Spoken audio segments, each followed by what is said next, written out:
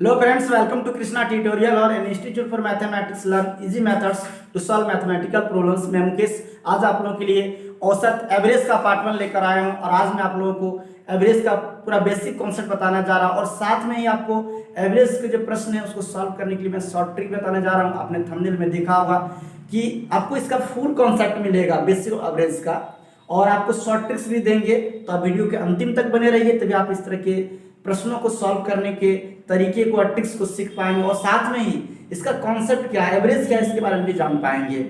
दोस्तों, क्लास शुरू करने से पहले एक बात मैं चाहता हूं, अगर आप चैनल पर नए हैं, पहली बार मेरी वीडियो को देख रहे हैं तो चैनल को सब्सक्राइब कर लीजिए और बेल आइकन को प्रेस कर दिए ताकि आपको मेरी रेगुलर आने वाली वीडियो का नोटिफिकेशन मिलता रहे। और मेरी क्लास अगर आपको अच्छा लगता है तो लाइक करना मत भूलिएगा। दोस्तों, आप किस तरह से सुनते हैं कि आरआरबी एनटीपीसी का जो स्टेटस दिखाना शुरू कर देगा। अभी सोच लीजिए कि एनटीपीसी का एग्जाम जो होने वाली है, जिसका डेट भी पहले घोषणा कर दी गई है 15 दिसंबर से। तो जिस प्रकार से अब कार्य चल रहा है, लगता है कि बहुत जल्दी एग्जाम मतलब उस डेट में हो ही जाएगी 15 दिसंबर को। तो आप अपनी तैयारियां बुलंद कीजिए। और आज मैं आपको जो एवरेज का दे रहा हूँ, पढ़ा रहा हूँ मैं आपको, इसका पार्ट 1 है, पार्ट 2 फिर भी आप आएगा इसका। और भी कोई किसी मैथ का मैं किसी टॉपिक में आपको प्रॉब्लम है और आपको किसी और टॉपिक पे क्लास चाहिए तो कमेंट बॉक्स में जरूर कमेंट कीजिएगा कि आपको किस टॉपिक पे क्लास चाहिए। मैं उस पर भी आपके लिए क्लास लेकर जरूर आऊंगा। तो चलिए शुरू करते हैं आज का क्लास।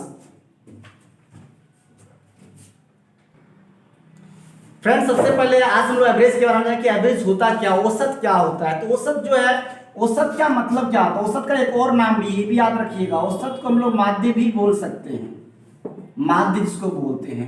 औसत कुछ है नहीं। अगर औसत की डेफिनेशंस की बात करें कि औसत कहते किसे हैं, तो एक ही प्रकार की कोई राशि है और उसके तो उस राशि के योगफल में उस राशि की संख्या से अगर हम डिवाइड करते हैं, अगर हम भाग कर देते हैं तो उसको हम लोग क्या कहते हैं? वो जो परिणाम जो मेरा आएगा उसी को हम लोग औसत कहते हैं। जैसे मान लीजिए कि यहाँ पे हम कुछ संख्या लेते हैं, हमने 12 लिया, 13 लिया, 10 लिया और देखिए एक 15 हम ले लेते हैं। तो कितनी संख्या मेरे पास है? मेरे पास जो संख्याएं है वो कितना है? 4 संख्याएं है और हमको औसत निकालना। तो हमने आपको क्या बताया था कि एक ही प्रकार की कोई संख्या है, उस संख्या के योगफल में जो है उस संख्या उस राशि की संख्या से अगर भाग देते हैं तो जो परिणाम आएगा उसको हम लोग औसत कहते हैं। अगर इसका औसत निकालने के लिए कहा जाए तो आप क्या करेंगे? सबको आप ऐड कर दीजिए और कितना है? 4 संख्या, 1 2 3 4, तो 4 से डिवाइड कर दीजिए तो ये आपका औसत हो जाएगा। तो कितना होगा? 12 13 25 और 15 40 और 10 हो गया 50। 50 को अगर 4 से आप डिवाइड करेंगे तो 12.5 आएगा। यानी एक ही प्रकार की कोई राशि है और उसके योगफल में उसकी संख्या से भाग देंगे, जो परिणाम आएगा वो मेरा औसत है। तो औसत इसी को कहते हैं। कभी पूछा भी जाता है एवरेज, जैसे कि आप देखते होंगे आए दिन पूछते था कि मान लीजिए कहीं पे 10 विद्यार्थियों ने एग्जाम दिया तो उसके मार्क्स आया, किसी का 50 30 40 का 60 55 35 कुछ इस तरह से आया। तो पूछा था कि एवरेज मार्क्स क्या है छात्रों का? तो एवरेज मार्क्स मतलब प्रत्येक छात्रों का एवरेज मार्क्स क्या है? एक मार्क्स होता है, एक पॉइंट पर जो होता है उसको कहते हैं, एक फिक्स जो मार्क्स आएगा वो एवरेज मार्क्स कहते हैं। जैसे कि यहाँ पे 4 संख्याएं थी, 12 13 10 15, इसका एवरेज क्या आ गया? 4 संख्याओं का एवरेज जो है औसत है वो क्या? 12.5 है। अब गाड़ी के बारे में सुने होंगे कि गाड़ी जो है वो कहता है कि मेरी गाड़ी का एवरेज जो है 35 किलोमीटर है, 40 किलोमीटर। इसका मतलब एवरेज का मतलब ये हुआ कि उसकी गाड़ी 1 लीटर पेट्रोल में 35 किलोमीटर दूरी तय करेगी। इसको एवरेज हम लोग बोलते हैं। आइए कुछ और देखते हैं एग्जाम्पल। हम सबसे पहले बताते हैं कि एक कोई परीक्षा में 3 विद्यार्थी शामिल, एक का एज 10 था, एक का 8 था, एक का 12 था। 3 विद्यार्थी क्या हुआ? शामिल हुआ। अब ये 3 विद्यार्थी जो हैं, अब हमसे पूछा जाता है कितने विद्यार्थी शामिल हुए परीक्षा में। हमने बताया 3 विद्यार्थी शामिल हुआ, 3 विद्यार्थी हुआ। किस एज के विद्यार्थी? तो 10 वर्ष, 8 वर्ष और 12 वर्ष। हमसे पूछा कि तीनों विद्यार्थियों का एवरेज एज क्या है। तो एवरेज में मतलब किस एज के विद्यार्थी शामिल हुए। तो हम तीनों का तो नहीं बताएंगे, अलग अलग करके। अगर एवरेज हमसे पूछा जाएगा तो हमको क्या करना है? हमने बताया था आपको अभी, एक ही प्रकार की कोई राशि है तो राशियों के योग में क्या करना है आपको? राशियों की संख्या से डिवाइड करना है, भाग करना है और भाग करने के बाद जो परिणाम आएगा वो आपका औसत होगा। तो मेरा पास 3 लड़की है, तीनों का एज बताया जा रहा है, 10 वर्ष, 8 वर्ष, 12 वर्ष। कुछ नहीं करना है, सबको जोड़ दीजिए।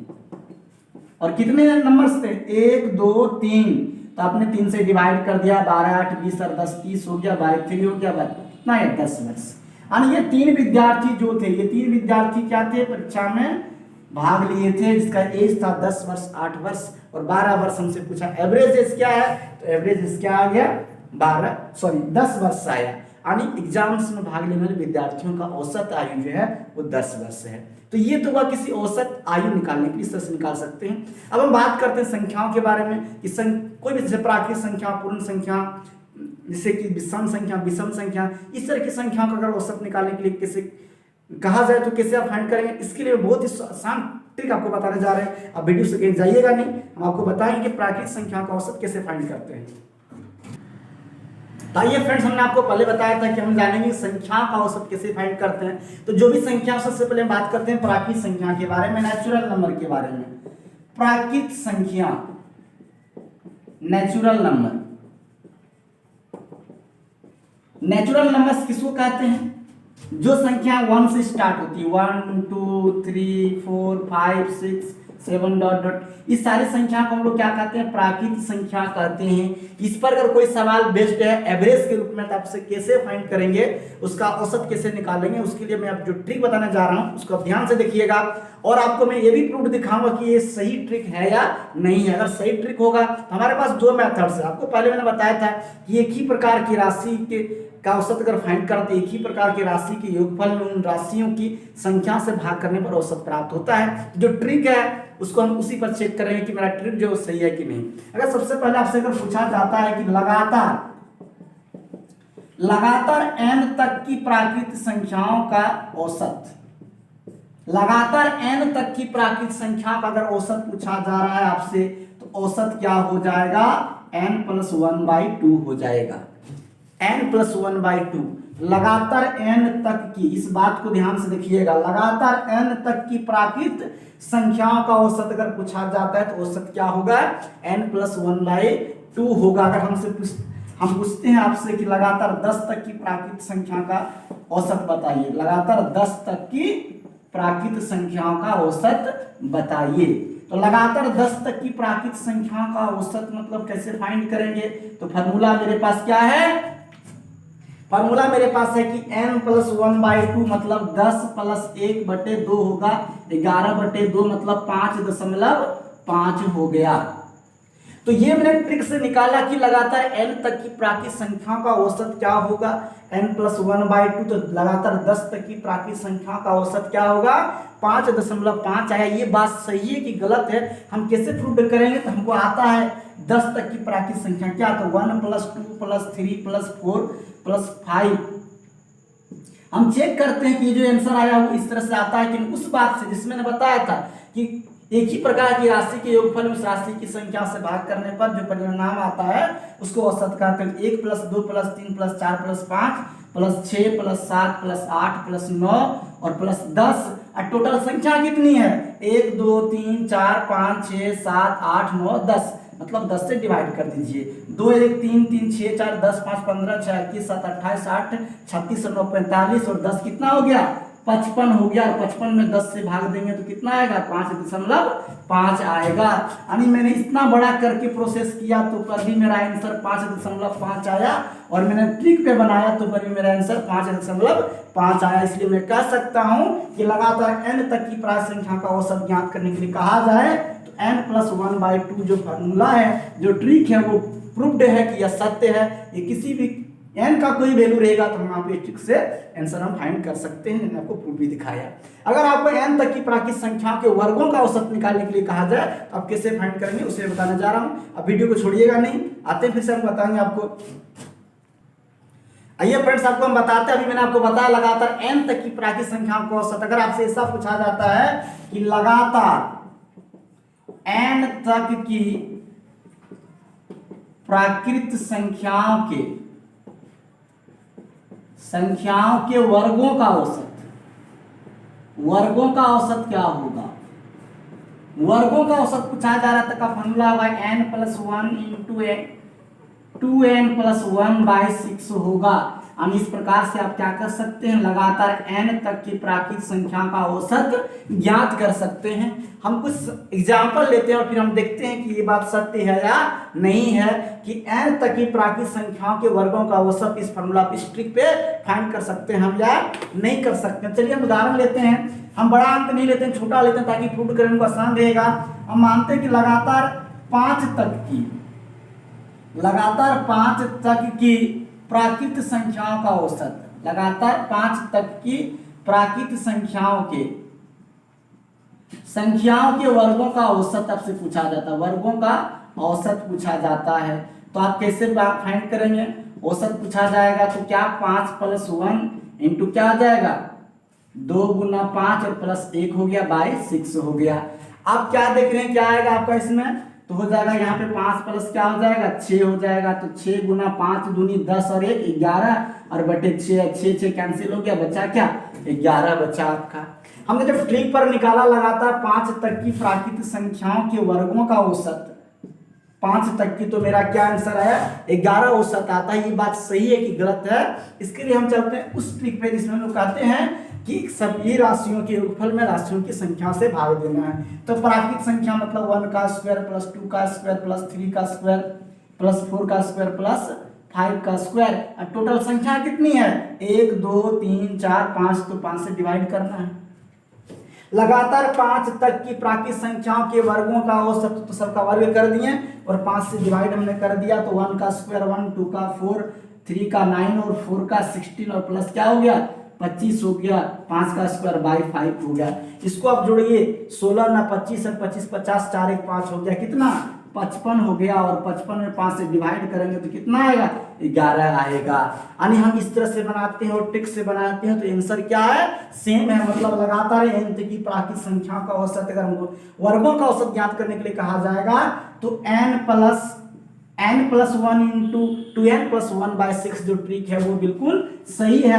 हम किसी भी प्रकार की कभी भी 5 10 15 20 कुछ भी अगर दे दिया जाए वैल्यू, तो वहां से हम इस ट्रिक से क्या कर सकते हैं, लगातार n तक की प्राकृत संख्याओं के वर्गों का औसत ज्ञात कर सकते हैं। फ्रेंड्स हम आपको बताएं कि लगातार n तक की प्राकृत संख्याओं के घनों का औसत कैसे ज्ञात करते हैं। तो अब फिर मैं बताने वाला हूं, आप वीडियो छोड़िएगा नहीं, स्किप नहीं कीजिएगा, अंतिम तक बने रहिए। तो फिर आप सीखेंगे कि लगातार n तक की प्राकृत संख्या का औसत कैसे, घनों का औसत कैसे ज्ञात करते हैं। अगर इस प्रकार का सॉल्यूशन आप लिखना चाहते हैं तो वीडियो को पॉज करके आप लिख सकते हैं। आइए फ्रेंड्स, मैंने आपको बताया था कि हम लोग जानेंगे कि लगातार n तक की प्राकृत संख्याओं के घनों का औसत कैसे फाइंड करते हैं। तो उसका ट्रिक में बताना था, लगातार n तक की प्राकृत संख्याओं के घनों का औसत क्या हो जाएगा, इसका ट्रिक होगा n इंटू n प्लस 1 का होल स्क्वायर बाई 4 होगा। आप इस ट्रिक्स पर लगाकर लगातार n तक की प्राकृत संख्याओं के घनों का औसत आसानी से ज्ञात कर सकते हैं। तो चलिए कुछ एग्जांपल लेते हैं, देखते हैं कि ट्रिक से इसको बना पाते हैं या नहीं। अगर एग्जांपल पर यह बात लागू नहीं होती है तो यह ट्रिक्स फ्लॉप कर जाएगा। तो सबसे पहले हम देखते हैं, हम मान लेते हैं कि हम निकालते हैं कि लगातार 5 तक की प्राकृत संख्याओं के घनों का औसत। अब देखिए मैंने n का मान क्या ले लिया, आपके मन में अगर एक सवाल होगा तो मैं इसको क्लियर कर देना चाहता हूं कि यह n जो है कुछ भी हो सकता है। जैसे मैंने यहाँ 5 लिया, ये 10 भी हो सकता है, 15 भी हो सकता है, 50 100 200 कुछ भी हो सकता है। तो मैंने 5 तक लिया, लगातार 5 तक की प्राकृत संख्या घनों का औसत क्या होगा। तो ट्रिक पर बिठाइए, आपके सामने ट्रिक है, कहता है n इंटू n प्लस 1 का होल स्क्वायर बाई 4। तो औसत क्या हो जाएगा 5 इंटू 5 प्लस 1 का होल स्क्वायर और बाई हो जाएगा कितना 4 हो जाएगा। तो 5 इंटू हो गया कितना 5 प्लस 1 का 6 और 6 का होल स्क्वायर 36 होगा बाई 4 होगा। 4 9 से कट जाएगा, 4 नंबर 36, तो बचेगा कितना 5 नंबर 45। यानी लगातार 5 तक की प्राकृत संख्याओं के घनों का औसत जो है वो 45 आया है। अब ये बात कितना सत्य है, इस बात को कैसे हम प्रूव करेंगे। तो प्रूव करने के लिए क्या करना पड़ेगा, हमको 5 संख्या लेना होगा, 5 को प्राकृत संख्या और घन निकालना होगा।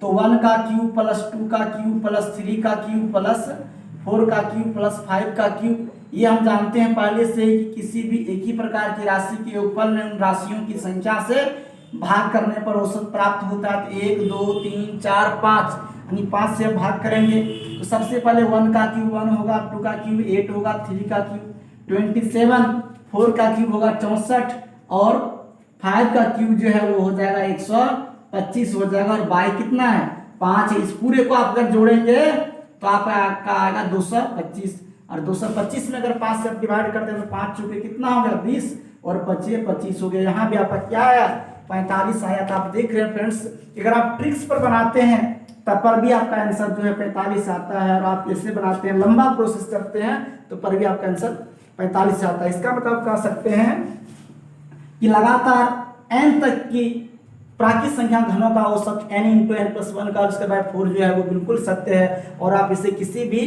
हिसाब में लागू कर सकते हैं शॉर्ट ट्रिक के रूप में। तो चलिए फ्रेंड्स, आज हम प्राकृतिक संख्याओं को कैसे सॉल्व करते हैं उसके बारे में आपको ट्रिक बताए हैं। नेक्स्ट पार्ट में मिलेंगे तो आपको हम बताएंगे कि पूर्ण संख्याओं का अगर औसत फाइंड करने के लिए कहा जाए तो आप कैसे उसका औसत फाइंड करेंगे, और उसके लिए बहुत ही शॉर्ट ट्रिक फिर उससे बताने जाऊंगा। तो आप अगला पार्ट जो उसको देखना मत भूलिएगा। और एग्जाम आपका एनटीपीसी का और ग्रुप डी का बहुत नजदीक आ रहा है, इसकी आप तैयारी जोरों पर रखिए। और अगर आपको मैथ में किसी टॉपिक पर क्लास चाहिए तो कमेंट जरूर कीजिएगा। चलिए मिलते हैं फिर नेक्स्ट क्लास में, तब तक के लिए आप सबको थैंक यू।